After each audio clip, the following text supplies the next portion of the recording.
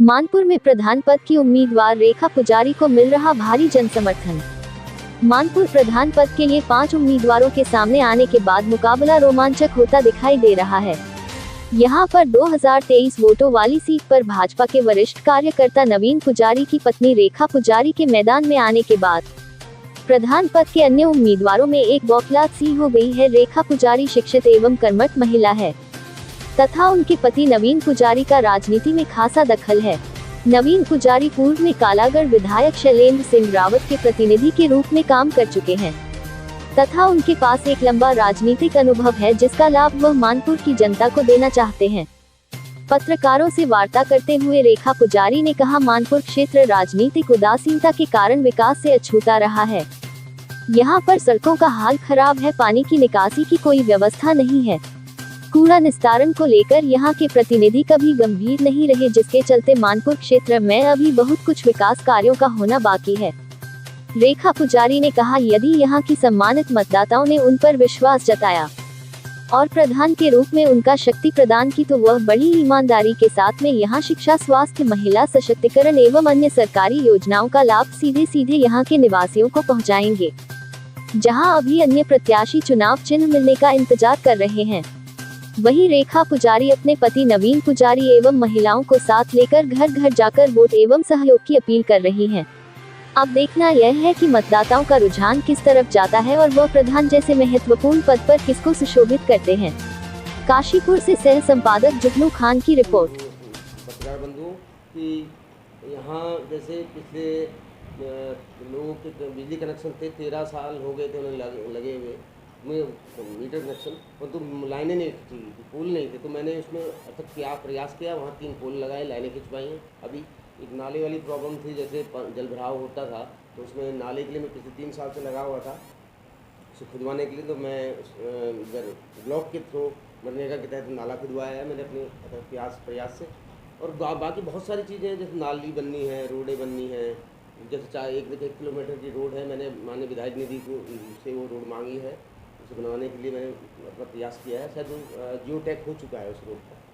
और मंदिर की रोड है, जैसे वहाँ सीसी रोड बनानी थी, तो उन्होंने जियो टैग किया है, परंतु ये इंटरलॉकिंग टाइल्स का किया है। तो 3 रोडें मैंने उसका प्रयास किया है अपने बिना प्रधान बने हुए, अपने राजनीतिक कैरियर को देखते हुए कि मैं आगे आने वाले टाइम पर प्रधान लड़ूंगा या आगे कुछ करूँगा। तो जैसे मैं पिछले समय कालागढ़ में करता आया हूँ, वैसा ही चाहूँगा कि मैं समाज सेवी वहाँ भी रहा था और यहाँ भी रहूँगा। इसी तरह मैं वहाँ विधायक पद नहीं रहा 5 साल माननीय शैलेंद्र सिंह रावत जी का, वहाँ मैं माननीय मुख्यमंत्री जो इस समय सांसद थे खंडू जी, उनका प्रतिनिधित्व मैंने किया है कालागढ़ के लिए। मैं चाहूँगा वैसा ही मैं समाज से भी यहाँ करता रहूँ और यहाँ का विकास करता रहूँ। आपको बताया कि आप भाजपा का है, विधायक जी प्रतिनिधि भी रहे जी, क्या इस इलेक्शन में भाजपा आपको समर्थन दे रही है? नहीं, यहाँ मैं एक्चुअली मैं यहाँ का कोई कार्यकर्ता नहीं हूँ भाजपा से, अभी मेरे पास कोई वो नहीं पद नहीं है, तो शायद मेरे को इस तरह का नहीं लगता कि भाजपा मेरे को समर्थन तो करे, परंतु फिर भी मैं चाहूँगा कि भाजपा की तरफ से मेरे को समर्थन मिले। विकास तो कुछ नहीं हुआ, काम नहीं हुआ है पिछले जो भी प्रधान चुने गए हैं हमारी तरफ से। हम लोग भी खुश नहीं हैं, शायद जनता भी खुश नहीं होगी, तो हम चाहते हैं कि एक बार हम लोग प्रधान बने ताकि विकास कर पाएँ, क्योंकि मेरे हस्बैंड भी पढ़े लिखे हैं, मैं भी पढ़ी लिखी हूँ, समाज सेवा दोनों करते हैं, इसलिए हमारा मानना है कि हम प्रधान अगर बने, हमारे इष्ट देव की कृपा हो, तो हम ज़रूर गांव का विकास करेंगे। हमारे गांव में पंचायत घर नहीं है, इधर आंगनबाड़ी नहीं है, तो वो बनवाएं और सड़कें बनवाएं। लोगों को कितनी परेशानी हो रही है, देखिए क्या कहते हैं, बरसात के टाइम पर सड़कें बहुत गंदी हो रही हैं, लोगों का आना जाना बहुत मुश्किल हो रहा है। 4 नंबर वाला एरिया तो हमारा ऐसा है, बल्कि मेरे हस्बैंड ने पहले ही वो नपवा दिया था। प्रधान बनने से पहले हम लोग ये कार्य करते हैं कि हमारे गांव का विकास हो, तो हमने ये बनवानी है पहले। एक ये पांडे कॉलोनी है इधर, वो भी सड़क बिल्कुल गंदी है। आजकल शायद कुछ लोग जो प्रधान के दावेदार हैं, वो लोग मिट्टी डलवा रहे हैं उसमें। कुछ लोग पूर्व जो हमारे अब के पिछले प्रधान थे, बिमला प्रधान जी, वो आजकल लाइट लगवा रही हैं। 5 साल से कोई विकास नहीं हुआ है, कोई कार्य नहीं हुआ है उनकी तरफ। अब प्रधानी के चुनाव फिर आने लग गए तो लोग फिर जाने लग गए गाँव में। आचार संहिता लगने के बाद ही काम करवाया जी, हाँ, कर रहे हैं सब कुछ। नाला खुदवाया लाइट जा रहा है, लाइट लाइटें लग रही हैं। लगवा रहे हैं, ये क्या कहते हैं, रेता डलवा रहे हैं सड़कों पर। हम कह रहे ठीक है आप करवाओ, तो ये 5 साल जो आपको दिए थे उसमें क्या करा आपने? अच्छा, यहाँ कूड़ा निस्तारण की क्या व्यवस्था है? कूड़ा किस तरह से उठता है यहाँ?